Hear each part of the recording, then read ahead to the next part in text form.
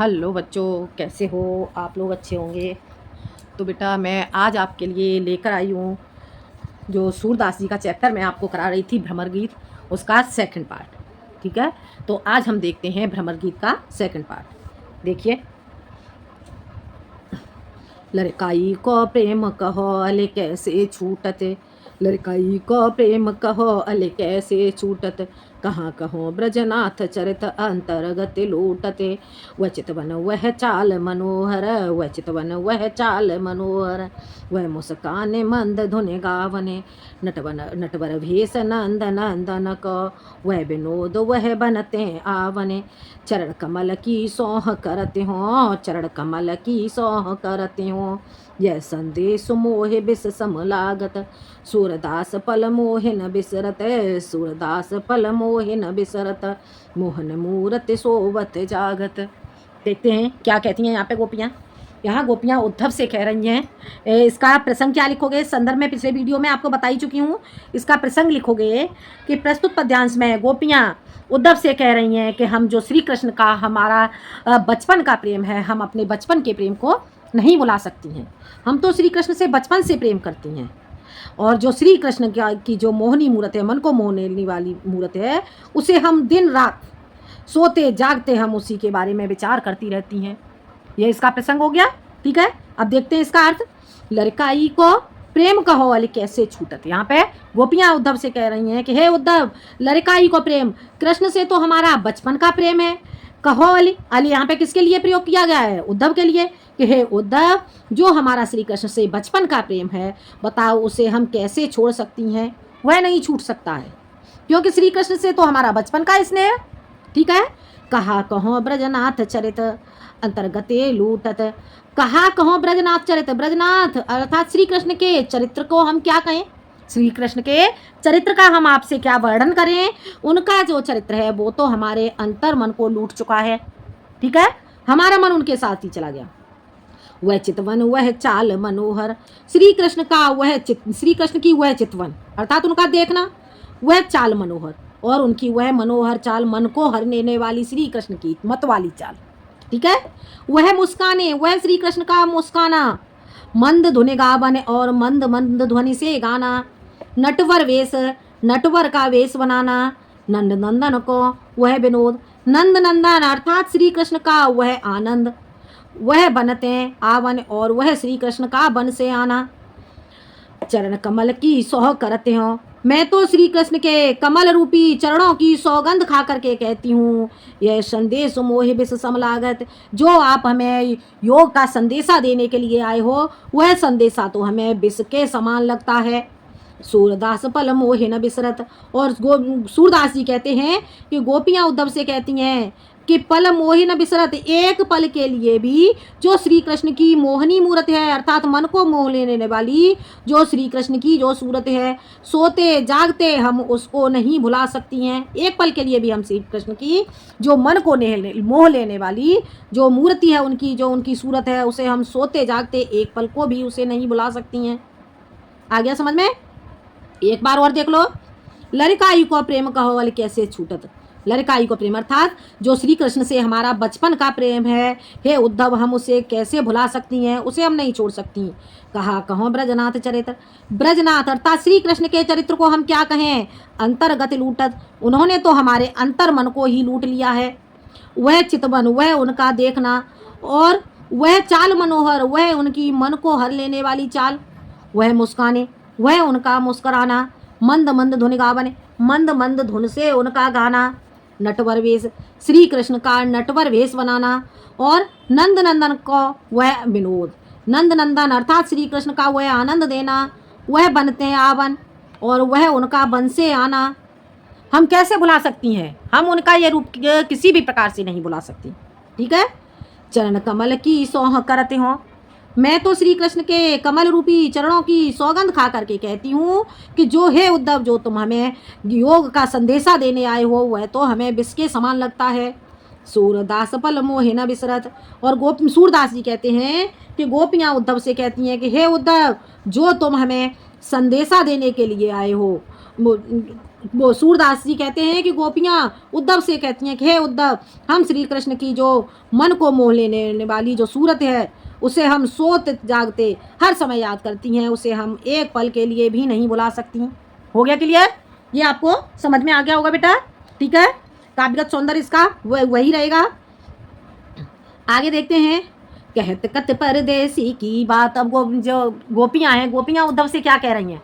जब यहाँ पे जो उद्धव हैं जो श्री कृष्ण के बारे में श्री कृष्ण के बारे में वार्तालाप करते हैं, तो यहाँ पे गोपियाँ श्री कृष्ण से कहती हैं, श्री कृष्ण की तारीफ कर रहे हैं जब वो उद्धव, तो यहाँ पे गोपियाँ कह रही हैं, कहत कत परदेसी की बात, मंदिर अरग अबद बद हम सो, हरे आहार चले जात, ससिर पो बरस सूर रिपो जोगो बर, हर रिपो कीनो घात, मग पंचक ले गयो सांबरो, मग पंचक ले गयो सांबरो, ताते अति अकुलात, नखत वेद ग्रह जोर अर्ध करे, नखत वेद ग्रह जोर अर्ध करे, सोई बनत अब खात, सूरदास बस भई बिरह के, सूरदास भई बिरह के, कर्मी जे पछतात, कहत कत परदेसी की बात। अब गोपियाँ क्या कह रही हैं उद्धव से कि हे उद्धव, आप किस परदेसी की बात कर रहे हो? आप उस झूठे परदेसी की बात कर रहे हो जो परदेश को चला गया है। हे उद्धव, आप उस झूठे कृष्ण की बात कर रहे हो, वो तो झूठा है। मंदिर अरग अबद बद हमसो, हमसे कितने दिन की? मंदिर अरग अर्थात 15 दिन की अवधि के लिए बद हमसो, हमसे क्या कह के गया था कि हम तो 15 दिन के बाद वापस आ जाएंगे। हर आहार चले जात, अब क्या हर आहार? हर आहार का अर्थ क्या हो गया? सिंह हर आहार, हर अर्थात यानी कि शेर का आहार, यानी कि मास चले जात, मास का अर्थात यानी कि महीना चला गया, फिर भी वो वापस नहीं आए। शशि रिपु बरस, शशि रिपु, शशि यानी कि चंद्रमा का शत्रु। चंद्रमा का शत्रु कौन हो गया? चंद्रमा का शत्रु अर्थात दिन हमें कैसे लगता है? हमें प्रत्येक दिन वर्ष के समान लगता है। सूर्य रिपु, सूर्य रिपु अर्थात सूर्य रिपु यानी कि जो रात्रि है हमें वो जोगबर यानी कि वर्षों के समान लगती है, युगों के समान लगती है। हर रिपु कीनो आघात, हर रिपु अर्थात जो शंकर भगवान के शत्रु कौन है? हर रिपु शंकर भगवान के शत्रु अर्थात कामदेव ने तो हमारे ऊपर आघात किया है, ठीक है। मग पंचक ले गयो सांवरो, मग पंचक अर्थात जो चित्रा नक्षत्र है उसको तो सांवरा ले गया। ताते अत्यकुलात, इसलिए हम अत्यधिक व्याकुल हो रही हैं, ठीक है, इसीलिए हम अत्यधिक व्याकुल हो रही हैं।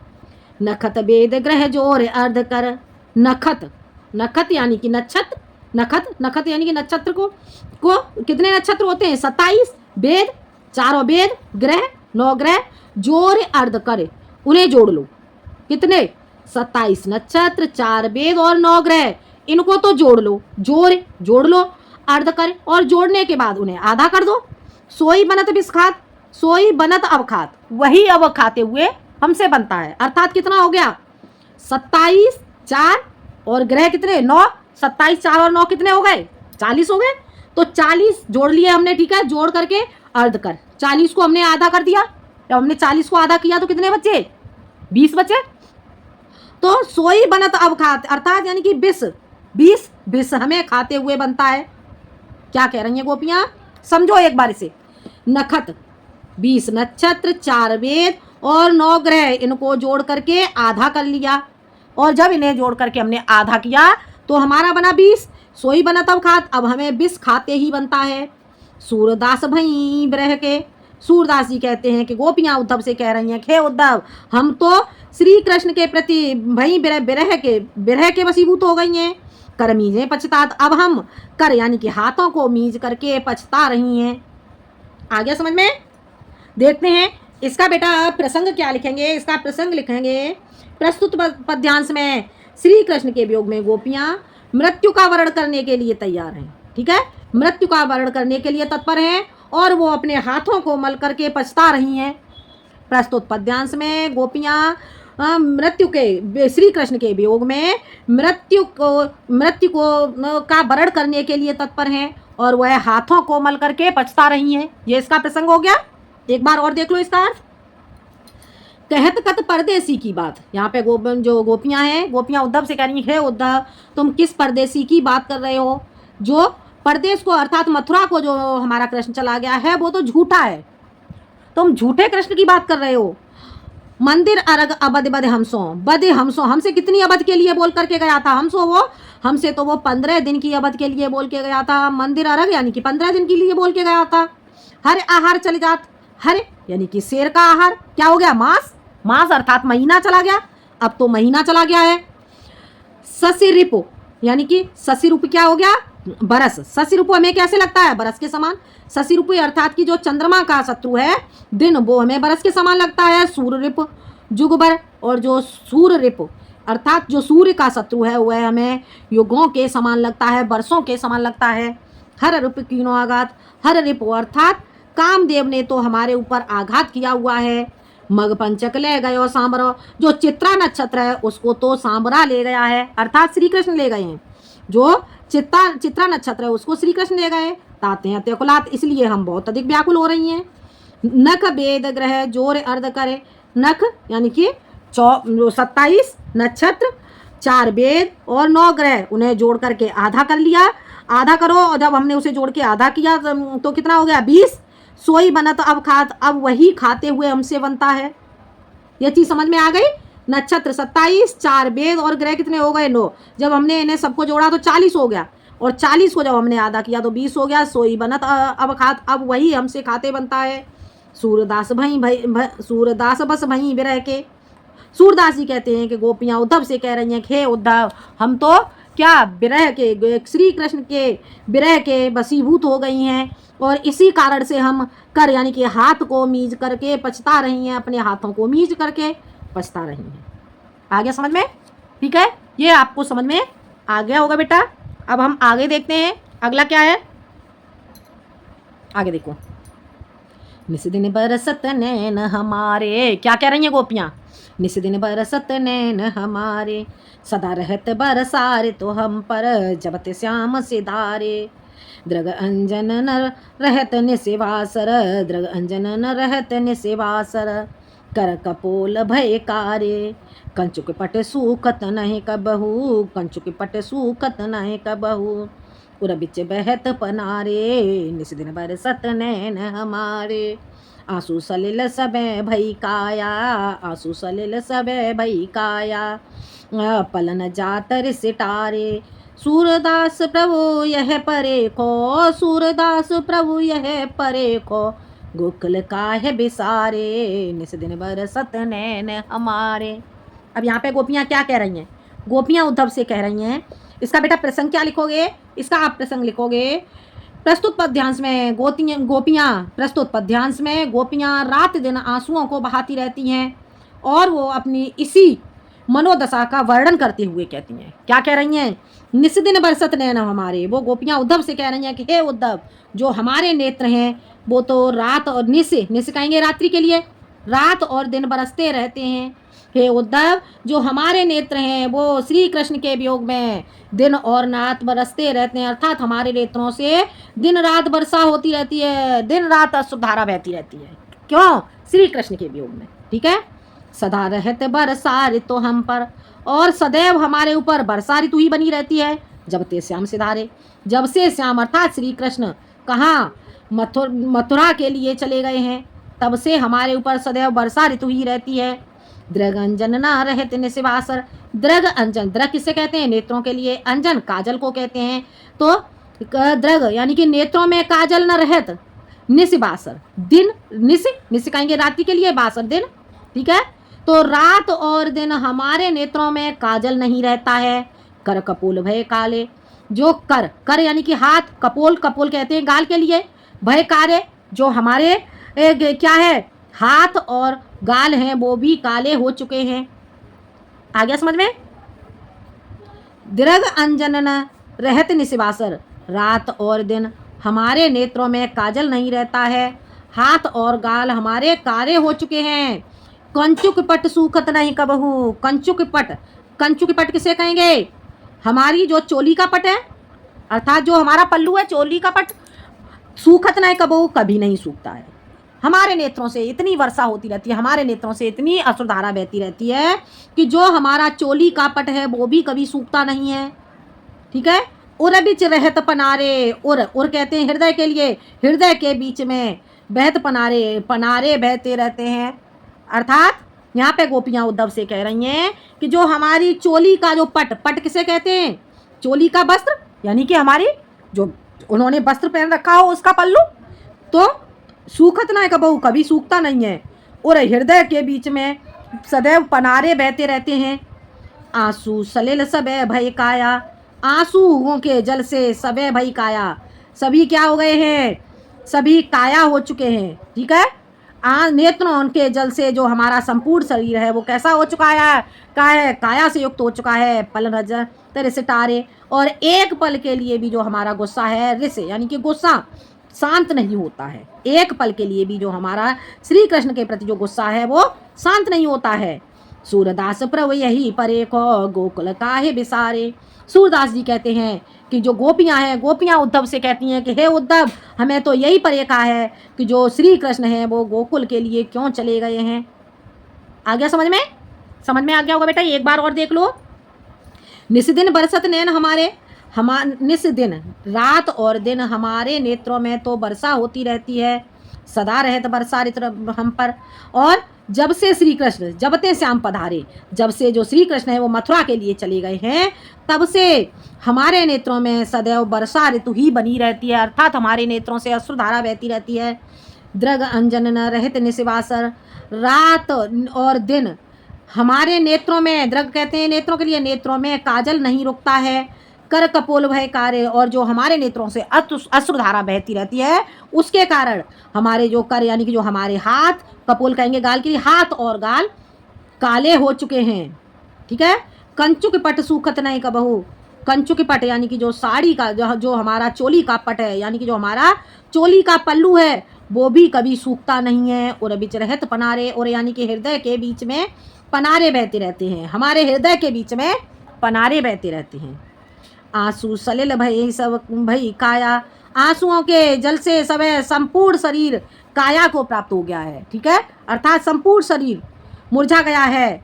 पल न जातर सितारे, और एक पल के लिए जो हमारा श्री कृष्ण के प्रति जो गुस्सा है, जो नाराजगी है, उसे हम एक पल के लिए भी नहीं त्याग सकती। सूरदास प्रभु यह है परेखो, और सूरदास जी कहते हैं कि गोपियाँ उद्धव से कहती हैं कि हे उद्धव, हमें तो सदैव यही परेखा है, यही हमें तो सदैव मलाल रहता है कि जो श्री कृष्ण है वो गोकुल काहे बिसारे, वो गोकुल को क्यों भुला चुके हैं, अर्थात वो मथुरा को क्यों चले गए हैं। आ गया समझ में? ये समझ में आ गया होगा बेटा। इसमें आपका कौन सा, इसमें आपका बेटा यहाँ पे आपका श्लेष अलंकार और अनुप्रास अलंकार का प्रयोग हुआ है। कौन से वाले में? इस वाले में कैत कत परदेसी के बाद। ठीक है, इसमें आपका श्लेष अलंकार और अनुप्रास अलंकार का प्रयोग हुआ है। ठीक है, यहाँ पे वक्रोक्ति अलंकार का भी प्रयोग हुआ है, और बाकी बेटा आपका जो ब्रज भाषा का प्रयोग हुआ है, वियोग श्रृंगार रस का प्रयोग हुआ है। ठीक है, अब हम आगे देखते हैं। आगे देखो, आगे ऊधो भली बही ब्रज आए। अब क्या कह रहे हैं यहाँ पे गोपियां, क्या कह रही हैं उद्धव से?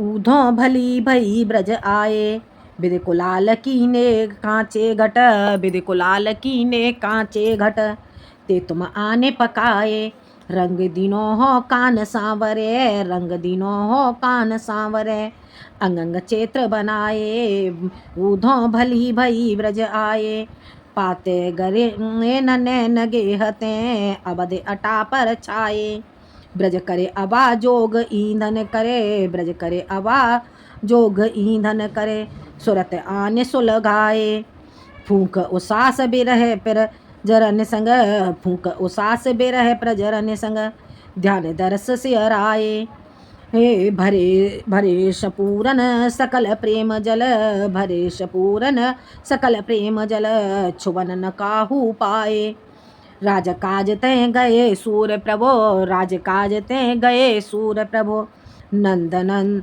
नंद नंदन कर लाए, ऊधो भली भई ब्रज आए। अब यहाँ पे गोपियाँ हैं, गोपियाँ उद्धव से क्या कह रही हैं? हे उद्धव, तुमने अच्छा किया है जो तुम यहाँ पे आ गए हो। कहाँ आए हो? ब्रज में आए हो। इसका बेटा वो क्या, इसका प्रसंग लिखेंगे। प्रसंग क्या लिखोगे?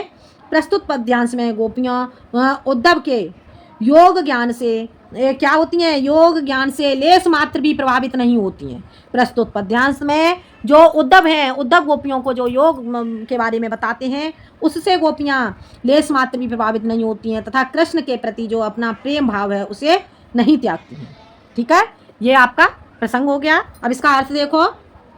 ऊधो भली भई ब्रज आए, हे उद्धव तुमने अच्छा किया जो तुम ब्रज के लिए आ गए हो।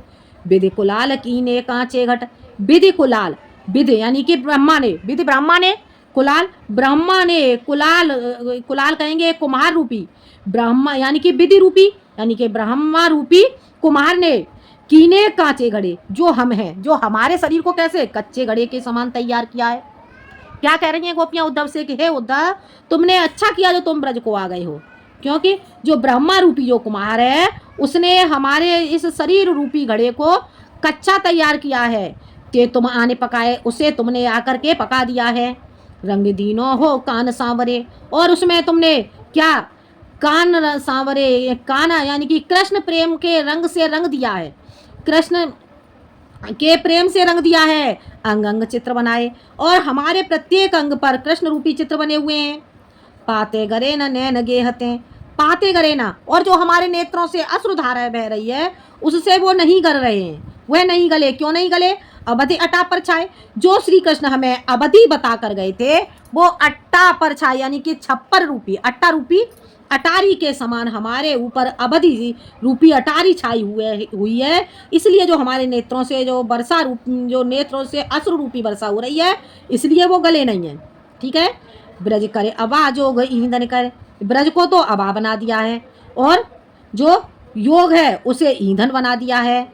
सुरत आन सुलगाए, और तुमने आकर के हमें जो श्री कृष्ण की यादें थीं उन्हें आकर के और अत्यधिक सुलगा दिया है। ठीक है, फूक उसास बिरह प्रजनन संग, फूक उसास, फूक मारी है और आकर के फूक मारी है। कौन सी? बिरह रूपी, बिरह में जलने रूपी आपने क्या, बिरह जलन रूपी आपने आकर के फूक मारी है। ध्यान दर्श शियराए, और ध्यान में हमारे अंदर आकर के श्री कृष्ण के जो दर्शन की है वो लालसा जागृत कर दी है। भरे शपूरन कलश प्रेम जल, और जो घड़ा रूपी जो हमारा जो शपूरन शकल, जो हमारा घड़े रूपी जो शरीर है वो कृष्ण के प्रेम रूपी जल से भरा हुआ है। छुए न काहू पाए, और अब इस घड़े को श्री कृष्ण के अतिरिक्त अन्य कोई नहीं छू सकता है। राज काजते गए सूर्य प्रभ, सूरदासी कहते हैं कि गोपियां उद्धव से कहती हैं कि हे उद्धव जो हमारे श्री कृष्ण हैं वो तो राजकाज के लिए गए हैं। नंदनंदन, नंदनंदन अर्थात श्री कृष्ण हैं, वो तो मथुरा के लिए राजकाज से गए हैं, राज्य के कार्य के लिए गए हैं, वो अवश्य ही वापस आएंगे। ठीक है, आ गया समझ में? एक बार और देख लो। ऊदो भली भई ब्रजाए, हे उद्धव तुमने बहुत ही भला किया, तुमने अच्छा किया जो तुम ब्रज को आ गए हो। विद कुलाल, विद रूपी ब्रह्मा रूपी कुमार ने जो हमारे हम गोपियों के जो शरीर हैं वो कच्चे घड़े के समान तैयार किए थे, ते तुम आने पकाए, उन्हें आज आकर के तुमने पका दिया है। रंग दीन हो कान सांवरे, और उस घड़े पर काना रूपी कृष्ण प्रेम रूपी रंग लगा दिया है। अंग अंग चित्र बनाए, और हमारे प्रत्येक अंग पर कृष्ण रूपी चित्र बने हुए हैं। पाते गरे न नैन गेहते, पाते गरे न नैन गेहते, अवधि अटा पर छाए, और जो श्री कृष्ण ने हमें अवधि जो हमें समय दिया था वो अट्टारी के समान छाए हुए हैं। इसलिए जो हमारे जो शरीर हैं वो नहीं गले हैं, अश्रुओं के वर्षा के कारण, अश्रु रूपी वर्षा के कारण वो नहीं गले हैं। ब्रज को तो अबा बना दिया है और योग को ईंधन कर दिया है। सुरत आन सुलगाए, और आकर के हमें आपने क्या किया, श्री कृष्ण रूपी याद को सुलगा दिया है हमारे अंदर। फूंक उसास बिरह प्रजनन संग, फूंक उसास लेकर के अत्यधिक तेज बिरह रूपी जलन की तुमने क्या किया है, फूंक मारी है, अग्नि में फूंक मारी है। ध्यान दर्श से आए, और उससे हमारे अंदर श्री कृष्ण के दर्शन के लालायत हो चुके हैं, हम श्री कृष्ण के दर्शन के लिए लालायत हो चुकी हैं। भरे शपूरन शकल प्रेम जल, और जो हमारे जो घड़े रूपी जो शरीर है वो श्री कृष्ण के संपूर्ण श्री कृष्ण के प्रेम से भरे हुए हैं। सकल का अर्थ हो गया संपूर्ण। घड़े कैसे? कृष्ण के प्रेम रूपी जल से भरे हुए हैं। छुअन न काहू पाए, उसे अन्य और कोई नहीं छू सकता, यानी कि श्री कृष्ण के अतिरिक्त इसे अन्य कोई नहीं छू सकता। राज काजते हैं गए सूर्यप्रभ। सूरदास जी कहते हैं कि जो गोपियाँ उद्धव से कहती हैं कि हे उद्धव, जो हमारे प्रभु श्री कृष्ण हैं वो, अर्थात नंद नंदन यानी कि जो श्री कृष्ण हैं वो, श्री कृष्ण राज के कार्य के लिए मथुरा गए हैं, वो अवश्य ही वापस आएंगे। आ गया समझ में? अब लास्ट देख लो बेटा, लास्ट एक और है। अखियां हरि दर्शन को भूखी। अब यहाँ पे क्या कह रही हैं गोपियाँ? अखियां हरि दर्शन को भूखी, कैसे रहते रूप रंग रांची, ये बतियां सुने रूखी। अब दे गनत झट एकटक मग जोवत, अब ते गनत एकटक मग जोवत, तब इतनो नहीं सूखी। अब यह जोग संदेशो सुने सुने अति अकुलानी दुखी। बारक वह मुख आने दिखावहूँ, दोहे पै पेबत पतूखी। सूर सुकत हटे नाव चलावत, सूर सुकत हटे नाव चलावत, ये सरिता है सूखी, अखियाँ हर दर्शन को भूखी। अब यहाँ पे प्रसंग क्या लिखोगे? प्रस्तुत पद्यांश में गोपियाँ श्री कृष्ण के प्रति अपने नेत्रों के द्वारा श्री कृष्ण का दर्शन करने के लिए लालायित हो रही हैं, ठीक है, और वो कृष्ण के वियोग में व्याकुल हो रही हैं, तथा वो कहती हैं कि जो तुमने हमें जो योग दिया है उससे हम बहुत अधिक दुखी हो चुकी हैं, इससे तो हम श्री कृष्ण के वियोग में दुखी नहीं थी। ठीक है, अब इसका अर्थ देखते हैं। अखियाँ हर दर्शन को भूखी, यहाँ पे गोपियाँ कह रही हैं कि हे उद्धव, जो हमारे नेत्र हैं, हमारे नेत्र तो श्री कृष्ण के दर्शन के लिए भूखे हैं। कैसे रहते रूप रस राची, कैसे रहते रूप रस, रूप और रस से रंगे हुए हैं, ये बतियाँ सुने रूखी। और जो तुम हमें योग की बातें बताने आए हो, इन जो वो सारी बातें हमें रूखी प्रतीत होती हैं। अवध गणत एकटक मग जोवत, अवध गणत, अवध को देखते हुए, अवध को गिनते हुए, उनके आने के लिए, उनके आने की राह को राह के लिए, उनकी अवधि को देखते हुए, समय अवधि कहेंगे समय के लिए, आने के समय को देखते हुए, और एक टक मग जोवत, एक टक होकर के मार्ग देखते देखते, तब इतनो नहीं सूखी, तब हम इतनी नहीं सूखी थी। अब यह जोग संदेश सुन सुने अकुलानी दुखी। और जो अब तुम हमें जो योग का संदेशा देने के लिए आए हो, उसे सुन करके हम अत्यधिक व्याकुल हो गई हैं और अत्यधिक दुखी हो चुकी हैं।